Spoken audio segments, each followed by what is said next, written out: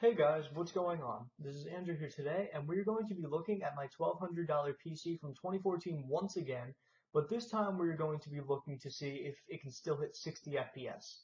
When first getting the PC, I wasn't really caring about high game frame rates since I didn't really understand them, outside of GH3 PC, which I required over 1,000 to get the best experience, but when I got my Xbox One, I immediately figured out that anything below 60 was quite annoying, and to this day I can't stand when games are below 60.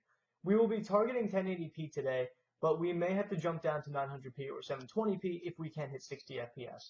Like yesterday, we will be using my Elgato Game Capture HD, which maxes out at 1080p 30 FPS, so this video once again will only be in 30 FPS. My frame rate counter will be in the top on the top left corner. I hope you guys enjoy this test.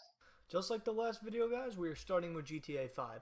So just taking a look at this game, clearly it still runs perfect. It runs great on pretty much all sorts of hardware nowadays, at least if it is modern. So in this game right here, just taking a look at it, just by my observation, it is looking like we are getting an average of 80 FPS just as you're seeing what comes by on the screen. I'd say that's a pretty good average considering that this card is pretty old, but at the same time, this card didn't come out much before GTA 5 came out, and even to this day we're seeing updates on GTA and people are still playing this game to this day. Hell, this game is getting a upgrade for the PS5 and Xbox Series X, so who knows, maybe we'll eventually get even higher textures for the game and they will start pushing higher NPCs to its limits. For now, let's get to the next game.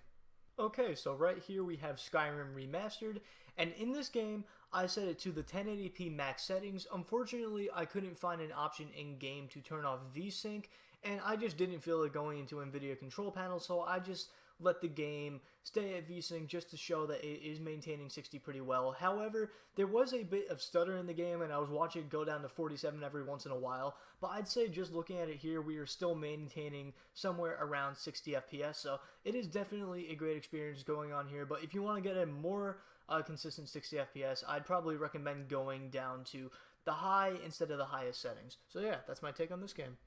Okay, so we are going to now be looking at Battlefield 5, and in this game we are using 1080p at the medium settings. I tried doing high settings at one point where I was hitting 60, I was mainly going below 60, and then I tried mixing between the medium and high settings, which didn't really do much of a difference, so I ended up turning everything back down to medium, and at that point I was getting a much better frame rate and much more consistent. As you're seeing here, just based on what I've observed, the average frame rate would have to be something like 72, at least that's what I would say, and honestly I think that's a good frame rate because this is a first-person shooter and you want to have a consistent 60 FPS in order to play the best. This is obviously the campaign, not the multiplayer or whatever, but it's still good to know that you're able to get above 60 and a very consistent 60 at best. Okay, so this is where things start to get a little more demanding. Right now we are going to be looking at Jedi Fallen Order, and this game I had to set everything to basically the bare minimum, which in this case is medium settings at 1080p.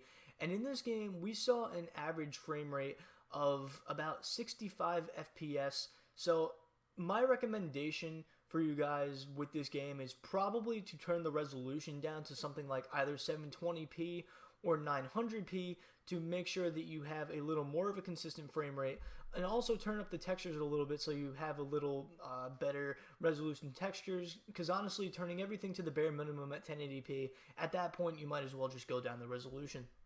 Okay, so the next game on my list that we're going to be looking at is possibly my favorite game of all time, and also a game that is probably the most important on this list in terms of talking about high frame rate, and that is Doom Eternal. So in Doom Eternal, I have the game set to 1080p medium, and I am maintaining about 62 FPS on this PC. So I'm going to talk about this in a little bit more depth and why you want it to have the highest frame rate. Well, the reason you want a higher frame rate on this is because it is a very fast first-person shooter game, and you're going to want to have the best control and also have the most accurate gameplay, because if you don't have accurate gameplay, you're most likely going to miss a lot of shots, and it's going to cause you to die pretty easily. This is very fast-paced. You never know what's going to come at you. You just got to basically do everything as precise as possible. So This game in particular is one of those games that limits to the textures that you can do based on your VRAM limit on your graphics card. The 970 is only a 4 GB card, but really, in reality, as I talked about in the last video, it's a 3.5 GB card, so it doesn't let you go above the 4 GB limit in the settings unless you do some tweaking outside of the game, which no one really wants to do. So when I tried testing out this game in 4K, I was only able to do stuff on the lowest settings because it wouldn't let me go and do something with higher textures. And that's kind of unfortunate because this card definitely could handle the higher textures regardless of going above the VRAM limit. I mean, in Doom 2016, I set everything to the max settings at 4K and was able to still play the game just fine, and it performed above 30 FPS, but yeah, like I just said before, this makes me a little worried for cards such as the RTX 3070 for how well that's going to age, because the GTX 970 having an issue with the VRAM limit now, I can definitely see in the next 3 to 4 years, if you want to play at higher resolutions on the RTX 3070, that you're going to start having problems just like you are on here. Okay, so the game we are now going to be looking at is Dirt 5, and we're running this game at 1080p on the medium settings and maintaining about 72 FPS. Now, unfortunately, turning this game down to medium settings, it doesn't make the game look that great. I mean, when you're having the game with the settings this low, I gotta say, this game looks pretty damn ugly that way. At the same time, I don't believe that this game is very optimized on PC, so it could just be that that's what the limiting factor is. I can definitely see this PC running much better on a game like Forza, which looks much better than this game in my opinion, and just observing this game, I can definitely see it running much higher if there were to be any optimization fixes done. But for now, we're getting 72 FPS, and I think that's something to be alright with, considering if you're just looking to get a decent frame rate on the game. Okay, so before I start talking about the game, I want to thank my younger brother Joe for letting me sign into his account and download it for the testing. His channel name is NRG, and although he doesn't have any uploads, if he ever does decide to start uploading, I hope a few of you guys are there to watch him do it. So now let's talk about the game, and right now I am using 1080p at the medium settings, and we are getting about 69 nice FPS. So I would say that this is running pretty well, considering that this card is pretty old and this game is relatively new. So let's get on to the next game. I'm pretty happy. There's not much more to say about this game. Okay, so this is where I got kind of sad, and that is because I actually ended up having to go down to 720p in order to get a plus 60 FPS experience on this game. So the game still looks alright this way. Honestly, to me, it still looks better than 1080p low, but in here, we saw about a average of about 65 FPS, and like I said before, we had to go below 1080p in order to do it this way. Honestly, since this is more of like a cinematic game, I more so recommend you guys to go at higher resolutions and higher settings, trying to maybe aim more towards 30 FPS, because this game honestly doesn't look much different in 60 than 30, so honestly, just go and do that. That's what I did in my last video.